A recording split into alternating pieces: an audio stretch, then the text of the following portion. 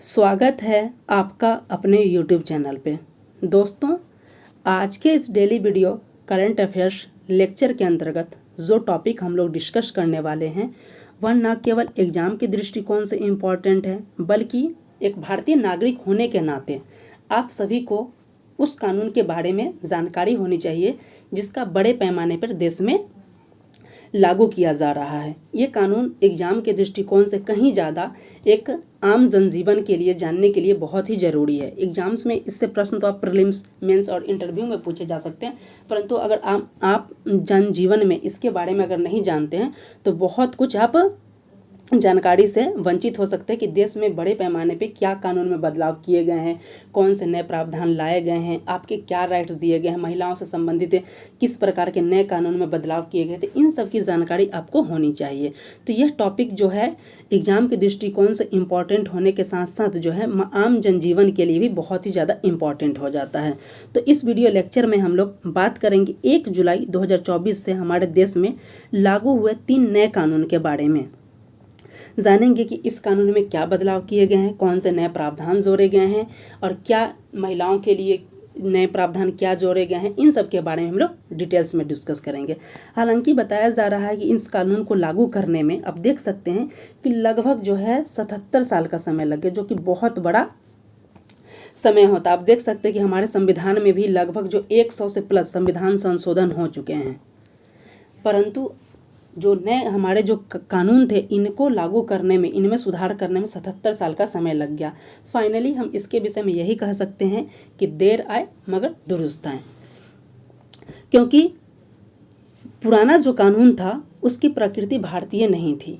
वह बताया जा रहा है कि वो जो कानून बनाया गया था वो कहीं ना कहीं क्या था, वो गुलामी का प्रतीक था और लगभग इतने सालों से उसका प्रयोग हमारे न्याय व्यवस्था को बनाए रखने में, न्याय प्रणाली में योगदान करने में, दंड देने में उसका प्रयोग होता था। परंतु अब जो कानून बनाया जा रहा है वह जो क्या किया जा रहा है, वो उसकी प्रकृति भारतीयकरण है। इसमें भारत की व्यवस्था को, भारत की जो ज़रूरत है उसको ध्यान में रखते हुए नए कानून का समावेश किया गया है।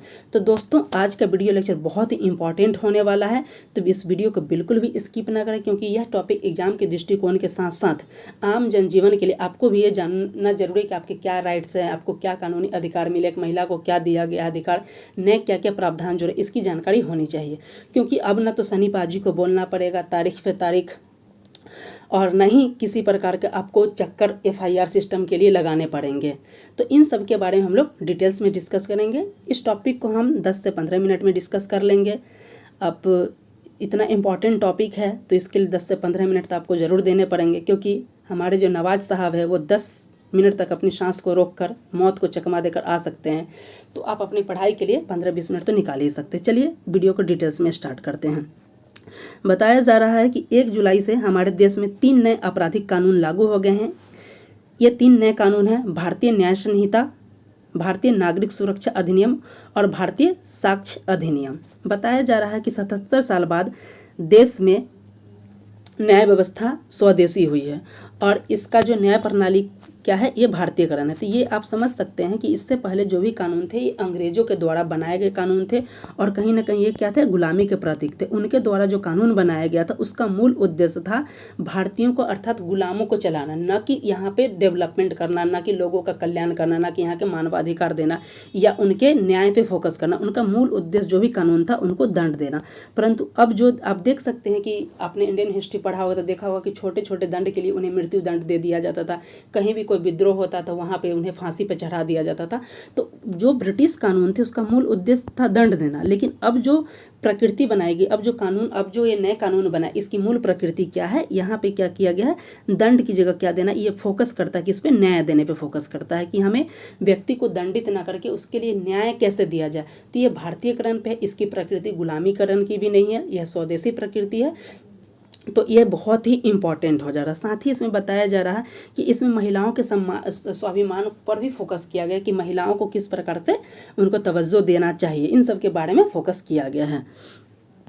अब देख लेते हैं कि ये जो देश में 3 नए कानून लगाए गए हैं, इसमें बताया जा रहा है कि ये 3 कानून 1 जुलाई से लागू हो गए हैं और ये 3 कानून किसका किसका जगह लेंगे उसके बारे में हम लोग डिटेल्स में। जिसके पहले सबसे पहले देख लेते हैं कि इन कानून की शुरुआत अर्थात इसका ऐतिहासिक बैकग्राउंड अर्थात इनकी शुरुआत कब से हुई, इसके बारे में भी एग्जाम से प्रश्न पूछे जाते हैं। तो सबसे पहले बताया जा रहा है कि इस 3 कानून जो लाए गए हैं, इन 3 कानून के लिए सबसे पहले जो बताया जा रहा है कि 12 दिसंबर 2023 को जो है संसद में बिल पेश किया गया था। तो इस पॉइंट को याद रखिएगा कि 12 दिसंबर 2023 को इसके लिए संसद में बिल पेश किया गया था। 21 दिसंबर को जो क्या बताया जा रहा है, ये बिल जो हो गया था वो संसद से पास हो गया था। 25 दिसंबर 2023 को आप देख सकते हैं कि राष्ट्रपति ने इसके लिए मंजूरी दे दिया था, यानी कि राष्ट्रपति जी के द्वारा इस पर हस्ताक्षर कर दिया गया था। 24 फरवरी 2024 को बताया गया था कि केंद्र सरकार इसका घोषणा कर दी थी कि इसको हम लागू करेंगे और फाइनली जो 1 जुलाई 2024 से क्या है कानून पूरे देश में लागू हो गए। तो इस पॉइंट का हमने इसका एक टाइमलाइन देखा कि कब से इसकी शुरुआत की और जो फाइनली ये 1 जुलाई 2024 से लागू। बहुत ही इंपॉर्टेंट है क्योंकि एग्जाम में किसी भी तरीके से प्रश्न पूछे जा सकते हैं।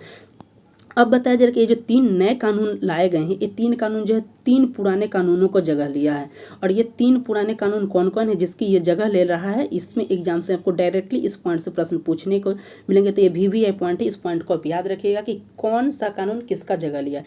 तो पहला आप देख सकते हैं कि इंडियन पीनल कोड जो 1860 है, यह जगह इसका जगह कौन लेगा, तो भारतीय न्याय संहिता 2023। तो इस पॉइंट को आप याद रखिएगा कि भारतीय न्याय संहिता 2023 किसका जगह लेगा, तो इंडियन पीनल कोड का। वहीं भारतीय नागरिक सुरक्षा संहिता ये किसका लेगा, तो CRPC आप सभी को पता है 1973 में लागू होता है, इसका जगह लेगा।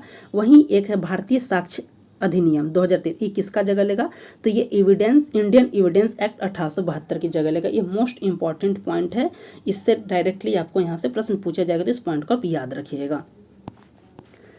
देख सकते हैं इसमें वही बताया जा रहा है कि 3 कानून के बारे में बताया गया कि आप देख सकते हैं ये 3 कानून कब आए थे और किसका जगह लिया था। पहला बताया जा रहा है कि 1860 में इंडियन पीनल कोड आया था, उसका जगह अब भारतीय न्याय संहिता लेगा। वहीं CRPC 1898 में आया था, उसका जगह भारतीय नागरिक सुरक्षा संहिता लेगा। और तीसरा जो है इंडियन एविडेंस एक्ट, इसकी जगह भारतीय साक्ष्य 2023 लेगा। और ये इंडियन एविडेंस कब आया था, 1872 में आया था। अब हम देख लेते कि 3 नए कानून में विधेयक में क्या क्या बदलाव किए गए हैं, ये इम्पॉर्टेंट है। इसमें सभी इम्पॉर्टेंट ही पॉइंट्स हैं। तो इसमें बताया जा रहा है कि 3 विधेयकों के कई धाराओं और प्रावधान में बदलाव किए गए। जैसे IPC में बताया जा रहा है कि 511 धाराएं थी, अब 356 बची हैं। 175 धाराएं बदल दी गई हैं, 8 नई धाराएं जोड़ी गई हैं और 22 धाराएं को खत्म कर दिया गया है। वहीं बताया जाए CRPC की बात किया जाए तो 533 धाराएं बची हैं, 160 धाराएं बदल दी गई हैं और नई धाराएं जोड़ी गई हैं। साथ ही बताया जा रहा है कि पूछताछ में से ट्रायल तक सुनवाई वीडियो कॉन्फ्रेंसिंग का प्रावधान किया गया जो पहले नहीं थे। इस सब के बारे में हम लोग डिटेल्स में डिस्कस करेंगे। वही बताया जा रहा है कि भारतीय न्याय संहिता में देख सकते हैं कि जो क्या किया गया है, तो 20 नए अपराध जोड़े गए हैं। ये 20 नए अपराध जोड़े गए हैं। साथ ही बताया गया है कि इस 20 में कौन कौन जोड़े गए हैं, तो जैसे organised crime, hit and run, mob lynching पर सजा का प्रावधान दिया गया है। डॉक्यूमेंट में इलेक्ट्रॉनिक और डिजिटल रिकॉर्ड भी शामिल किया गया है। IPC में मौजूदा 19 प्रावधानों को हटा दिया गया है। 33 अपराधों में कारावास की सजा बढ़ा दी गई है। इस सब के बारे में बताया जाए। तो वही हमने यहाँ पे ऑलरेडी डिस्कस किया कि भारतीय न्याय संहिता में क्या है, 20 नए अपराध जोड़े गए हैं। और भारतीय न्याय संहिता में पूछा जा सकता है कि कितने धाराएं हैं, तो अब वर्तमान में धाराएं अर्थात अनुच्छेद कितनी है, तो भारतीय न्याय संहिता में 358 धाराएं हैं। और IPC जो इससे पहले IPC चलता था उसमें कितना था, तो 511 धाराएं थी। तो इसका अर्थात ये बताया जा रहा है कि भारतीय न्याय संहिता में 20 नए अपराध जोड़े गए, इसको हमने डिस्कस कर लिया। अब बताया जा रहा है कि भारतीय नागरिक सुरक्षा संहिता में जो क्या किया जा रहा है कि 44 नए प्रावधान जोड़े गए हैं। और भारतीय न्याय नागरिक सुरक्षा संहिता में कुल कितनी धाराएं हैं, तो 531 है। जबकि इससे पहले जो CRPC चलता था उसमें 484 धाराएं थी। भारतीय नागरिक सुरक्षा संहिता में जो है 77 धाराओं में बदलाव किया गया है। ये सब इम्पॉर्टेंट है। और साथ ही बताया जा रहा है कि जो भारतीय साक्ष्य अधिनियम में है इसमें कुल कितने प्रावधान होंगे, तो 170 प्रावधान होंगे। और एक्ट में कुल 24 प्रावधानों में बदलाव किया गया। अब हम देख लेते हैं कि महिलाओं से संबंधित क्या क्या प्रावधान किए गए हैं। तो बताया जा रहा है कि 1 जुलाई से जो कानून लागू हो रहे हैं, ये डेट इंपॉर्टेंट है क्योंकि 1 जुलाई से लागू किया गया है। तो महिलाओं के लिए क्या क्या दिया गया है, इस पॉइंट को आप देख सकते हैं। यहाँ पे बताया जा रहा है कि महिलाओं के साथ अगर कोई आदमी क्या कर रहा है, उन्हें झांसा दे रहा है नौकरी के नाम पे, रोजगार के नाम पे, पदोन्नति के नाम पे, जैसे बोला जाता है कि फिल्म में आपको एक्टिंग कराएंगे, ये दिया जाएगा, नौकरी दिला जाए, इस प्रकार का अगर झांका देकर उनके साथ यौन शोषण कर रहे हैं, तब क्या किया जाएगा, उन्हें 10 साल तक का कैद और जुर्माना का प्रावधान किया गया। तो ये इंपॉर्टेंट पॉइंट है, महिलाओं को इस पॉइंट को जानना जरूरी है, इसलिए ये टॉपिक बहुत ही इंपॉर्टेंट होता है, इसलिए वीडियो को ज़रूर देखें और बिल्कुल भी स्किप ना करें, क्योंकि इससे आपको पता चलेगा कि नए कानूनी अधिकार क्या आपको मिले हैं। तो इसमें बताया जा रहा है कि यदि किसी महिलाओं को शादी के नाम पर, रोजगार के नाम, पदोन्नति के नाम पे अगर उनके साथ किसी प्रकार का झांसा देकर यौन शोषण बनाया जा रहा है, तो उन्हें 10 साल का कैद और जुर्माना मिलेगा। साथ ही ये भी बताया जा रहा है कि कोई व्यक्ति अगर पहले से शादीशुदा है और वो अपना तथ्य छिपाकर अगर दूसरा विवाह करता है, तो भी उसको क्या किया जाएगा, 10 साल का सजा और जुर्माना का प्रावधान है। नेक्स्ट अब देख लेते हैं कि नए कानून में बच्चों से संबंधित क्या प्रावधान दिए गए हैं। तो इसमें बताया जा रहा है कि 18 वर्ष से कम आयु के पीड़ित बच्चों के श्रेणी में रखा गया है। वहीं बताया जा रहा है कि नाबालिग की खरीद फरोख्त पर अब क्या किया गया है कि 14 वर्ष तक का सजा का प्रावधान दिया गया है। वहीं बताया जा रहा है कि बच्चों से अपराध करवाना या आपराधिक कृत्य में शामिल करना अब क्या होगा, दंडनीय अपराध इसको कर दिया गया है। साथ ही बताया जा रहा है, इम्पॉर्टेंट पॉइंट से बताया जा रहा है कि रेप से संबंधित मामला जो है आर्टिकल 63 का दर्ज होगा, और जो अपराधी होंगे उसको आर्टिकल 64 के माध्यम से क्या किया जाएगा, आजीवन कारावास और न्यूनतम 10 वर्ष तक का सजा का प्रावधान है। तो रेप मामले में, जो कि बहुत ही इंपॉर्टेंट, आप देख सकते हैं इससे पहले जो भी होता था रेप जो करते थे उनके लिए उस तरीके का प्रावधान नहीं था। इसमें फाइनली बता दिया गया कि अगर नाबालिग के साथ अगर सामूहिक बलात्कार हो रहा है तो उसके लिए आपको क्या किया जाएगा, आजीवन कारावास या फिर 10 वर्ष की सजा हो सकती है। वहीं बताया जा रहा है कि रेप मामले में महिलाओं का जो रिपोर्ट जो होगा, क्या मेडिकल रिपोर्ट कितने दिन में देना होगा, तो ये 7 दिनों में आपको मेडिकल रिपोर्ट देना होगा। तो ये इंपॉर्टेंट पॉइंट्स है, महिलाओं के लिए बहुत ही इंपॉर्टेंट। साथ ही बताया जा रहा है शादी का झांसा देकर यौन शोषण जो कर रहा है, इसको हमने डिस्कस किया, तो उसमें भी सजा का प्रावधान है। अब देख लेते हैं कि अन्य इंपॉर्टेंट प्रावधान क्या क्या है जो इसमें शामिल किए गए हैं, क्योंकि इसमें इतने सुधार किए गए हैं कि एक एक पॉइंट को डिस्कस करना बहुत मुश्किल है और बहुत वीडियो लंबा हो जाएगा, इसलिए जो इंपॉर्टेंट है उसको डिस्कस करें। सबसे पहले इसमें बताया जा रहा है कि पहली बार जो आतंकवाद को परिभाषित किया, आप देख सकते हैं कि आतंकवाद की जो एक डिफिनीशन क्या है, सही उस डिफिनीशन को डिफाइन नहीं किया गया था, लेकिन इस कानून के तहत क्या किया गया, पहली बार आतंकवाद शब्द को परिभाषित किया गया। साथ ही बताया गया पहले राजद्रोह शब्द था, अब उसकी जगह देशद्रोह शब्द लाया गया और देशद्रोह को क्या अपराध का श्रेणी में रखा गया। तो इस पॉइंट से पूछा जा सकता है कि राजद्रोह की जगह कौन सा शब्द जोड़ा गया, तो देशद्रोह जोड़ा गया है और ये से अपराध की श्रेणी में रखा गया। वही सबसे इंपॉर्टेंट है मॉब लिंचिंग। आप सभी को पता है मॉब लिंचिंग मतलब होता है कि भीड़ के द्वारा किसी की हत्या कर देना।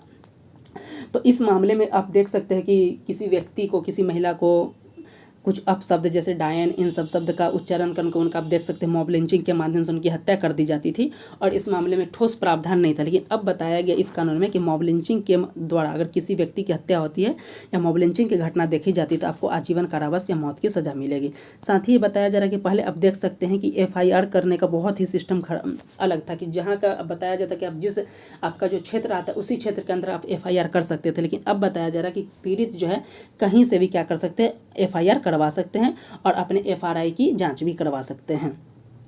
नेक्स्ट बताया जा रहा है कि जो राज्य को एक तरफा केस लेने का अधिकार नहीं है, पीड़ित का पक्ष भी इस मामले में सुना जाएगा कि क्या है। साथ ही बताया जा रहा है कि अब जो है तकनीक के इस्तेमाल पर जोर दिया गया। FIR, case diary, chargesheet, judgement सभी डिजिटल होंगे। अब पता है पहले होता था, आप देख सकते किसी भी मूवी में देखा होगा, सामान्यतः होता है कि जो भी डिजिटल रिकॉर्ड्स होते थे उसको अदालत में मान्य नहीं किया जाता था, लेकिन अब जो है डिजिटल रिकॉर्ड्स को भी अदालत में मान्य किया जाएगा। किसी को अगर समन करना है, बुलावा भेजना है, तो मैसेज के माध्यम से भी किया जा सकता है और FIR ऑनलाइन भी हो सकता है।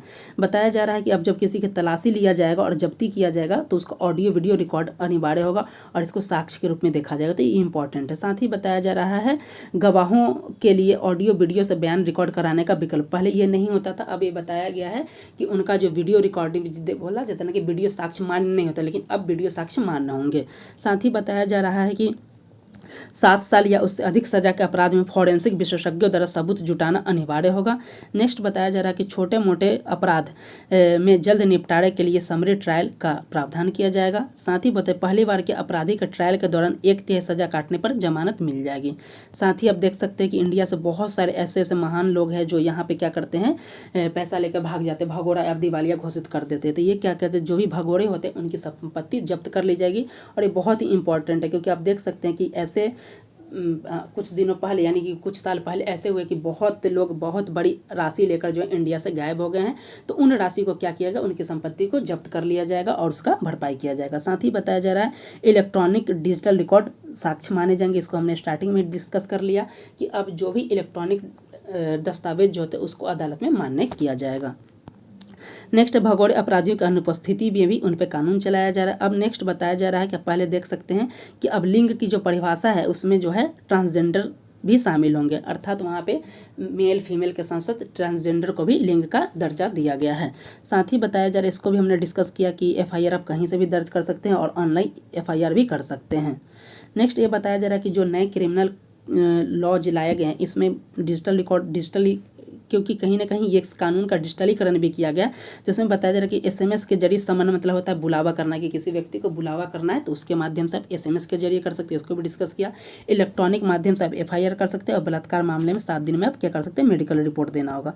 साथ ही ये इंपॉर्टेंट है कि क्या है गंभीर अपराध के मामले में क्या किया जाएगा, इस सब चीज़ को हमने डिस्कस किया कि अगर नाबालिग से रेप होता है तो उनको जो है उम्र कैद या फांसी की सज़ा होगी, और हत्या की धारा जो है 302 था पहले, अब 101 होगा। तो ये इंपॉर्टेंट है। साथ ही बताया ट्रायल के समय में देख सकते हैं कि किसी व्यक्ति को गिरफ्तारी करने पर पुलिस को उसके परिवार को जानकारी देनी होगी, पहले यह जरूरी नहीं था। यानी कि अब किसी भी व्यक्ति को गिरफ्तार करें तो आपको उसके परिवार को जानकारी देनी होगी। किसी भी केस में 90 दिनों में क्या हुआ इसकी जानकारी पुलिस विक्टिम को देगी। साथ ही बताया अगर आरोपी 90 दिनों के भीतर कोर्ट के सामने पेश नहीं होता तो उसका भी ट्रायल गैर मौजूदगी में भी ट्रायल होता रहेगा।